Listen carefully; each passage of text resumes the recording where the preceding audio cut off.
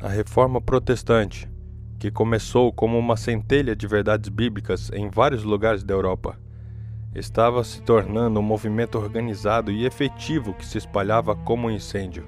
A luz estava sendo desacorrentada. A Bíblia já não estava mais em língua estrangeira, acorrentada às paredes de monastérios ou escondida em cavernas.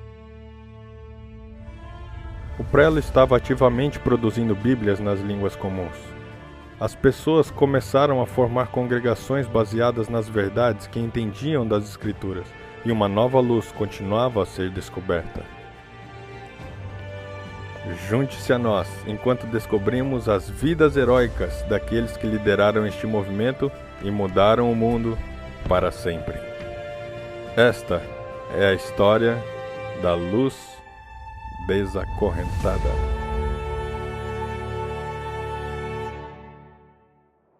No mesmo tempo que Martinho Lutero estava preparando suas 95 teses e Tyndale estava traduzindo a Bíblia para o inglês, a luz da verdade acendeu no país da Suíça, através de um homem chamado Ulrich Zwinglio.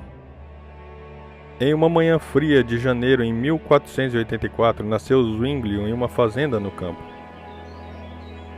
Seus pais logo reconheceram que Zwinglio tinha uma mente brilhante e inquisitiva, quando o enviaram a Basel para prosseguir com seu ensino secundário, na tenra idade de 10 anos. Ele se tornou um erudito e padre altamente educado em uma época em que a maioria dos sacerdotes sequer podiam ler. Muitos monastérios tornaram-se mais como casas de festas do que lugares de reverência e adoração. As posições na igreja eram compradas e vendidas por grandes somas de dinheiro. Um ano após Martinho Lutero pregar suas 95 teses na porta da igreja do castelo, Zwinglio foi transferido para a grande igreja aqui em Zurique, na Suíça. Foi aqui que ele começou a descobrir a luz da verdade, proclamando-a corajosamente do púlpito. Zurique era uma cidade de destino para muitos peregrinos, que esperavam diminuir seu tempo no purgatório visitando as diferentes relíquias. Zwinglio notou que muitos desses peregrinos pensavam que sua salvação dependia dessa jornada. Mas isso contradizia o que ele estava descobrindo na Bíblia. Ao ler versos como Gálatas 2, verso 16, sabendo que somos justificados pela fé em Cristo e não por obras da lei, pois pelas obras da lei nenhuma carne será justificada, ele ficou convencido de que somente a fé em Cristo poderia salvar as pessoas. Do púlpito, ele trovejou contra os abusos que ele acreditava estarem na igreja. Ele guiou sua congregação, capítulo por capítulo, através da Bíblia. Ao abrir a palavra de Deus, as superstições que tinham mantido suas mentes na escuridão começaram a quebrar. Pouco depois de chegar a Zurique, a temida peste negra se espalhou. Altamente contagiosa, rapidamente se espalhou pela cidade. E milhares de pessoas começaram a morrer. A doença foi disseminada por ratos e ratazanas com pulgas infectadas que estavam sendo transportadas em contêineres de porto a porto. Da costa, rapidamente se espalhou para o interior, devastando a população. Em alguns lugares, mais da metade da população morreu com a peste negra. Os amigos de Zwinglio o exortaram a fugir, mas ele acreditava que Cristo o havia chamado para cuidar do seu rebanho, e isso incluía quando eles estavam doentes e morrendo. Fielmente, ele atendeu aqueles aflitos, mesmo no extremo risco para si mesmo. Logo, Zwinglio pegou essa doença e quase morreu. Seus atos altruístas comoveram profundamente a cidade de Zurique. Eles viram que sua fé era mais profunda do que meras palavras. Ele era um pastor, no sentido real da palavra. À medida que a devastação da epidemia começou a diminuir, um frade dominicano chegou a Zurique para vender indulgências. O tempo não poderia ter sido pior. Mais de um terço da cidade havia morrido. As famílias estavam fragmentadas. O sofrimento e a dor da perda eram profundos. E agora, era perdido aos sobreviventes que por pouco escaparam da morte que pagassem dinheiro para libertar seus entes queridos do purgatório. As pessoas sofredoras ficaram profundamente ofendidas pela falta de sensibilidade da igreja. Zwinglio denunciou fortemente isto com claro raciocínio bíblico, e a cidade apoiou seu amado pastor, e se recusou a permitir que o frade ficasse. Mas a venda de indulgências não era a única coisa que Zwinglio achava necessário ser reformado dentro da igreja. Haviam outras práticas e ensinamentos que também eram falsos. A Igreja do Estado ensinava que na missa, o padre tinha o poder de transformar milagrosamente o pão e o vinho no corpo e no sangue de Jesus, colocando o sacerdote acima de Deus. Conforme Zwinglio comparava a Escritura com a Escritura, ele viu que o pão e o vinho não podiam ser o corpo físico e o sangue de Jesus. Quando Jesus disse, "Esse é meu corpo que foi quebrado por ti", ele estava fisicamente presente na sala. Não foi até o dia seguinte que ele morreu na cruz. Após a cruz, Hebreus 12, verso 2 nos diz que Jesus subiu ao santuário celestial para estar à direita do Pai Celestial. Olhando com mais atenção, Zwinglio descobriu um significado espiritual mais profundo. Assim como quando Jesus disse, "Eu sou a porta", ou "Eu sou a videira", ele não queria dizer que ele era uma porta física ou uma videira física. Então, o pão e o vinho ilustram lições espirituais poderosas. Quando o fiel se alimenta da palavra de Deus, ele o sustenta espiritualmente. No entanto, esses ensinamentos não se alinhavam com a igreja estatal. O bispo que supervisionava o distrito de Zwinglio exigiu que a cidade de Zurique lidasse com o reformador. Em resposta, a cidade exigiu que houvesse um debate entre os dois lados, para que pudessem escolher qual era a verdade. No momento marcado, o bispo enviou um representante para debater com Zwinglio e mostrar os erros de seus ensinamentos. Zwinglio escreveu um tratado com todos os seus argumentos e apoio bíblico cuidadosamente delineado. O representante não estava preparado para tal explicação lógica.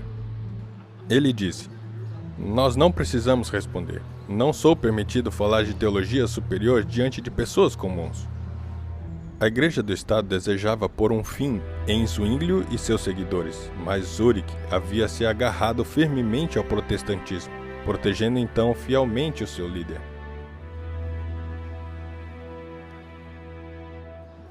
Em 11 de outubro de 1531, Zurique foi atacada por cidades vizinhas que estavam zangadas com as reformas que Zwinglio havia iniciado. Zwinglio somou suas forças como capelão. Durante a batalha, ele foi ferido, e os papistas o descobriram debaixo desta árvore. Eles ordenaram que ele se retratasse. Zwinglio recusou, e então o mataram. Assim terminou a vida de um homem que havia descoberto uma grande luz.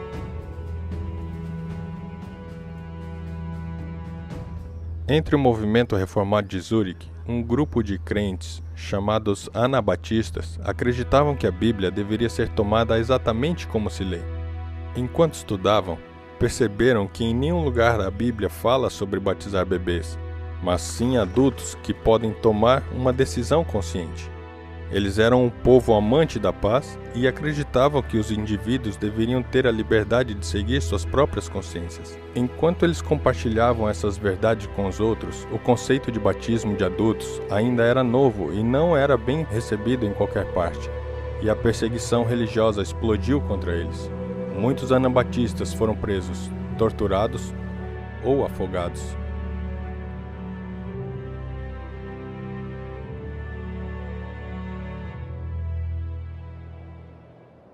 Dirk Willems, um nativo da Holanda, aceitou a mensagem anabatista e foi batizado como adulto. Ele começou a partilhar esta mensagem com os outros, iniciando uma pequena igreja. Quando as pessoas souberam de suas novas doutrinas, houve forte oposição. No inverno de 1569, Dirk Willems foi capturado por autoridades locais e jogado na torre do castelo que fica aqui atrás de mim. Sentado em sua cela, ele pensou no meio de escape. Ele amarrou os lençóis, atirando-os pela janela, descendo sobre o gelo. A camada era fina, mas Dirk era leve, e não teve nenhum problema em atravessar o gelo em direção ao bosque.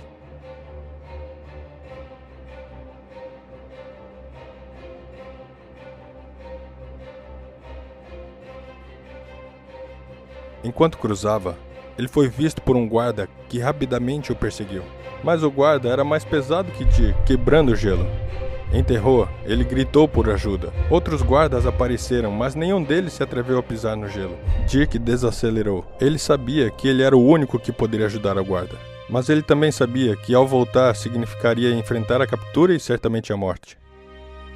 Enquanto hesitava, as palavras de Cristo brilhavam em sua mente. Amai os vossos inimigos. Fazei o bem aos que vos odeiam e orai pelos que te perseguem. Sua decisão foi tomada. Ele atravessou cuidadosamente o gelo, agarrou a mão do guarda e tirou-o das águas geladas. Lentamente, eles voltaram para o outro lado. Agradecido por Dirk ter salvado sua vida, o guarda pediu que ele fosse libertado, mas sem sucesso.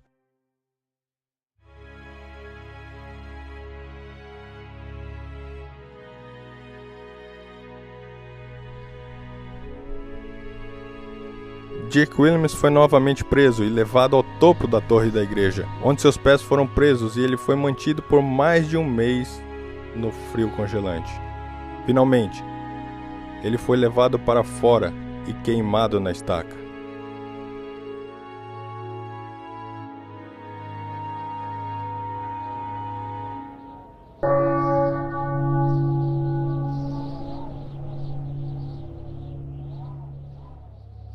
Dirk pagou o preço final por sua fé.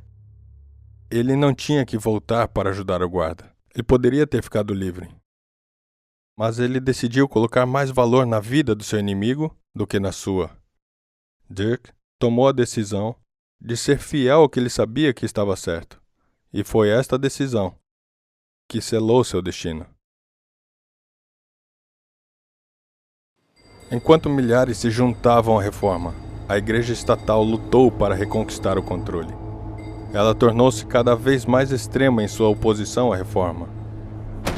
A Ordem dos Jesuítas foi criada para combater o movimento da reforma. A igreja era implacável em sua perseguição.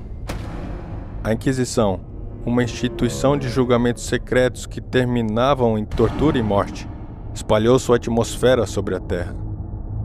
Qualquer um que não aceitasse a autoridade da igreja era suspeito pelos inquisidores. Em 1509, na pequena cidade de Picard, França, nascia uma criança pelo nome de João Calvino. Calvino desde cedo demonstrava sinais de ser brilhante. Ele foi enviado à melhor escola que seus pais poderiam pagar. Com 12 anos, ele foi apontado como capelão de uma pequena igreja na sua cidade.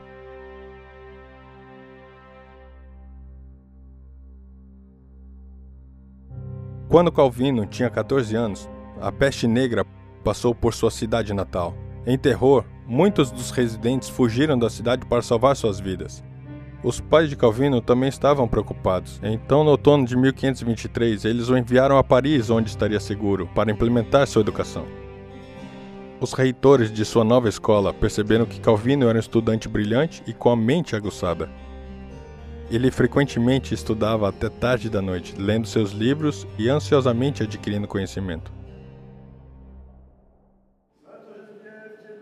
Como dedicado seguidor da igreja oficial, Calvino reverentemente obedecia a todos os ritos e cerimônias requeridas, e não apenas lia, mas dominava os escritos dos pais da igreja.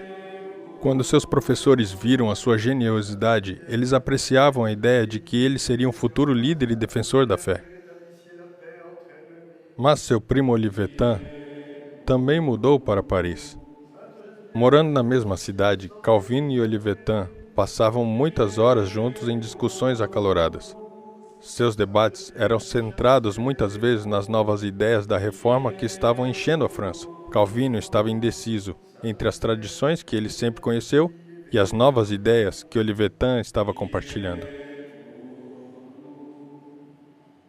Um dia, enquanto esses pensamentos atormentavam sua mente, Calvino passou no Place de Grève, em Paris.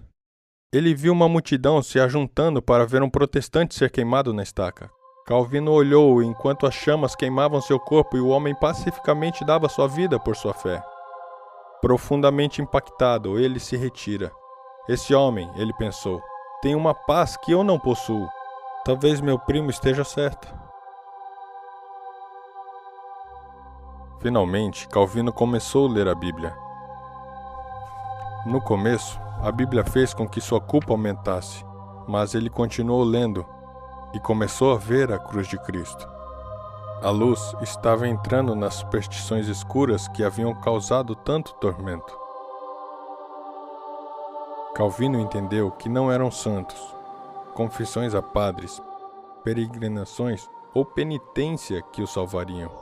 Salvação era somente em Jesus Cristo, e nele, ele finalmente achou a paz. Com seu novo entendimento do Evangelho, Calvino não podia mais, em boa consciência, liderar o povo a adorar santos falecidos e relíquias sem significado. Ele deixou de estudar para ser um padre e foi estudar direito por pouco tempo antes de sentir o chamado de voltar ao ministério. Ele começou a repartir a nova fé que ele havia descoberto na tranquilidade das casas de pessoas em Paris. Em 1536, enquanto viajando no sul da Europa, a rota em que Calvino estava viajando foi bloqueada pelos exércitos de Charles V. Ele foi forçado a se desviar, o que o levou aos portões de Genebra, Suíça. Calvino planejava ficar brevemente, mas os seus planos foram interrompidos. Guilherme Farel, um crente fervoroso e líder da reforma em Genebra, ouviu dizer que Calvino havia chegado. Genebra estava em um ponto crítico. A reforma havia passado pela cidade e muitos dos cristãos haviam aceitado com todo o coração esses novos ensinamentos. Mas quando a luz da palavra de Deus fez com que eles questionassem as autoridades espirituais, houve um risco em que abandonassem toda a autoridade. Revolta e quebra da lei poderia seguir e destruiria a reforma. Era necessário um homem brilhante de Deus para ajudar a estabelecer o povo na fé protestante e proteger a cidade de extremismo. Mas Calvino não seria persuadido.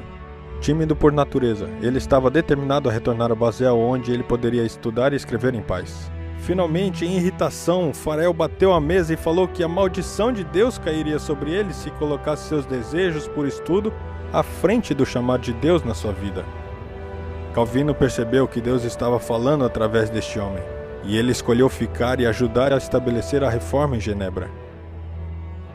Calvino se concentrou no trabalho e, juntamente com Farel, estabeleceram o protestantismo aqui. Ele começou uma escola onde jovens de toda a Europa estudavam as doutrinas ensinadas por ele. Eles levavam esses ensinamentos de volta a seus lares e então sua teologia ficou bem conhecida. Calvino via a Bíblia como a base de toda a doutrina e prática. Como um líder na reforma, ele ajudou a estabelecer a reforma protestante na Suíça e em toda a Europa. Do tempo de Calvino em diante, Genebra era uma cidade de refúgio para todos os cristãos perseguidos por toda a Europa. Escrevendo para um amigo, John Knox disse: Genebra é a escola de Cristo mais perfeita que teve na Terra desde o tempo dos apóstolos. Os valdenses se refugiaram aqui depois de intensa perseguição, uma expulsão da Itália em 1687. Eles foram forçados a cruzarem os Alpes em janeiro. Alguns nem sobreviveram à jornada. Eles chegaram quase congelados em Genebra.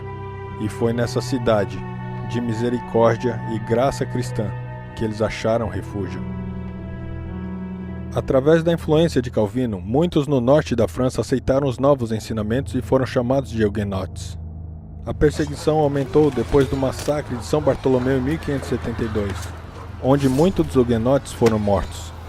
Mais de 2 milhões de protestantes fugiram da França. Ao invés de fortificar a França, como a igreja prometeu, a perseguição fez com que os mais brilhantes e melhores fugissem. Enquanto a reforma liderava um movimento para seguir a Bíblia como sua consciência ditasse, uma revolução diferente se ergueu na França. Uma que descartou toda a restrição religiosa. Enquanto eles rejeitavam a igreja, eles também rejeitavam o Deus a quem a igreja havia representado falsamente. Ateísmo e a deusa da razão se tornaram a religião deles. Mas a razão sem Deus não tem um compasso moral. A sobrevivência dos mais fortes, quando combinada com o Estado, pode levar a uma matança de magnitude inimaginável. O que seguiu foi um reino de terror horrorizante, onde milhares e milhares de pessoas foram mortas no que foi conhecido como a Revolução Francesa. Com a religião do Estado sendo o ateísmo, a relação da França com a igreja estatal era tensa.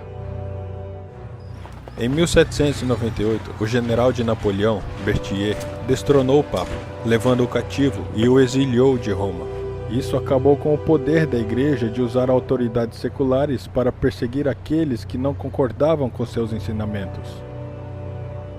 1260 anos depois que havia começado, a autoridade absoluta da Igreja Estatal na Europa Ocidental havia finalmente acabado.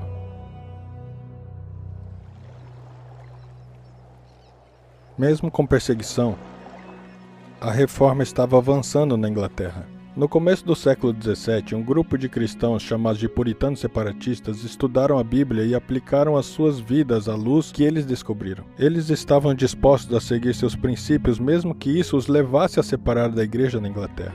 Não surpreendentemente, eles foram perseguidos por suas crenças. Eles fugiram para a Holanda a fim de escapar da forte oposição e acharam mais liberdade religiosa.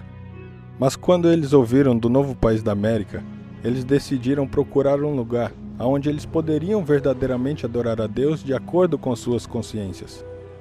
Antes de carregarem o Mayflower, os peregrinos se juntaram para um último culto.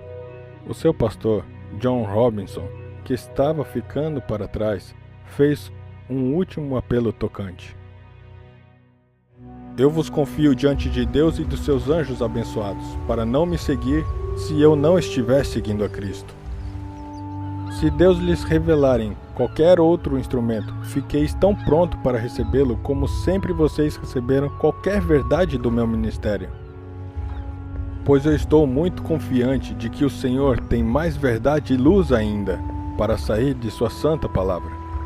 Embora os reformadores estivessem queimando e brilhando luzes em seu tempo, mas não penetraram em toda a verdade de Deus. Mas se estivessem agora vivos, estariam dispostos a abraçar mais luz do que receberam primeiramente. Muito emocionados, os peregrinos abasteceram Mayflower por esses degraus. Eles deixaram para trás família e amigos que nunca mais veriam. À frente deles estavam dificuldades desconhecidas. Em 6 de setembro de 1620, eles navegaram para a América. A viagem estressante durou 66 dias. Eles passaram por situações difíceis, molhadas e frias. Muitos deles ficaram doentes. O Mayflower quase naufragou no mar agitado.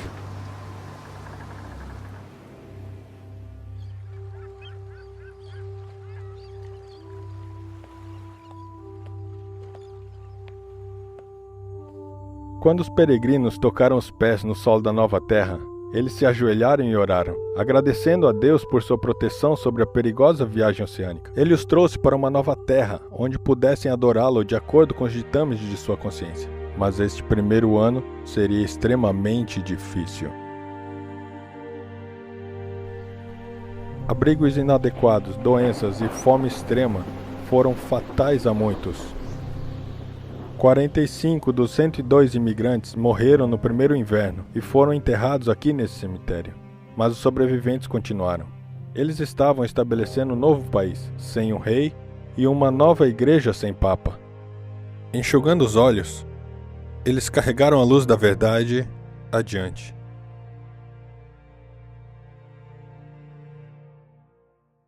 Naquela primavera, quando Mayflower voltou para a Inglaterra, nenhum peregrino estava a bordo. A liberdade de adorar a Deus era mais valiosa para eles do que a própria vida. Esses primeiros peregrinos foram os primeiros de milhões que encontrariam segurança e proteção nessas margens.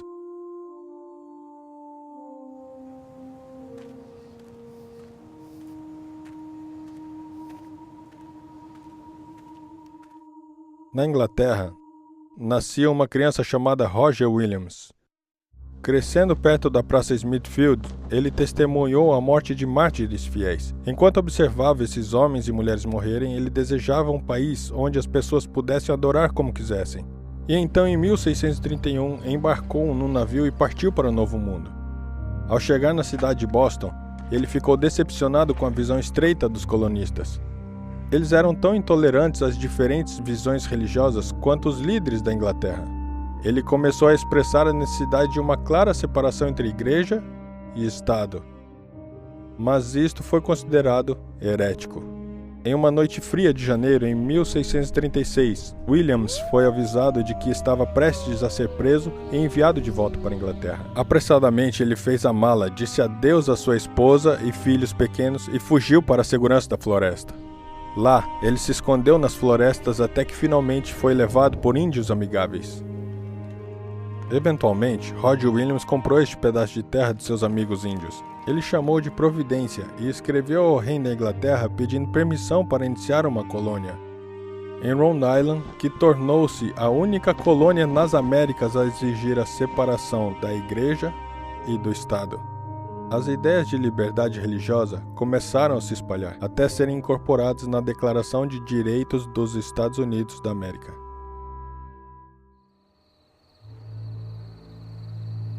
Ao longo dos anos, as questões da reforma foram quase esquecidas. Alguns têm perguntado: a reforma terminou? Foi simplesmente um mal-entendido? Ou pior ainda, um erro terrível? Então, qual o impacto da reforma? Simplificando, ela transformou a sociedade. Mais que qualquer outra força, ela desacorrentou a palavra de Deus. Já não estava escondida em outro idioma ou acorrentada a uma parede de monastério, mas estava disponível a todos. Ela libertou a linguagem, a alfabetização, a ciência e a medicina melhoraram. As pessoas aprenderam a pensar por si mesmas. E as liberdades que desfrutamos hoje encontraram suas bases na Reforma Protestante. Mas os reformadores não eram perfeitos. Ao sair de séculos de intensa escuridão, eles não estavam prontos para compreender toda a luz que a Bíblia continha. Gradualmente, Deus revelou mais verdades. Novas denominações foram formadas quando as antigas pararam de procurar mais verdade. Antecipando esse contínuo desacorrentamento da luz, o pastor John Robson disse aos peregrinos: esperem mais luz para ser descoberta. Continuem a pesquisar na Bíblia mais verdades. Ele estava apenas repetindo as palavras das Escrituras. Provérbios capítulo 4, verso 18 diz: o caminho do justo é como a luz brilhante, que brilha mais e mais até ser dia perfeito. Não era por fatos abstratos ou doutrinas empoeiradas que esses reformadores estavam dispostos a morrer. A Bíblia ilumina um caminho para uma relação pessoal com Cristo e fala do clímax vindouro na história humana. Na palavra de Deus, eles encontraram Jesus iluminado. Para segui-lo, eles estavam dispostos a dar bens, perder sua reputação e até mesmo suas próprias vidas. Hoje, nós estamos nos ombros de gigantes da fé. Homens e mulheres que estavam dispostos a dar tudo para preservar a Bíblia. A tocha foi passada. Agora recai sobre nós continuar estudando a Bíblia. E quando descobrirmos novas verdades para seguir, para se apegar e para proclamar, se fizermos isto, a luz permanecerá desacorrentada.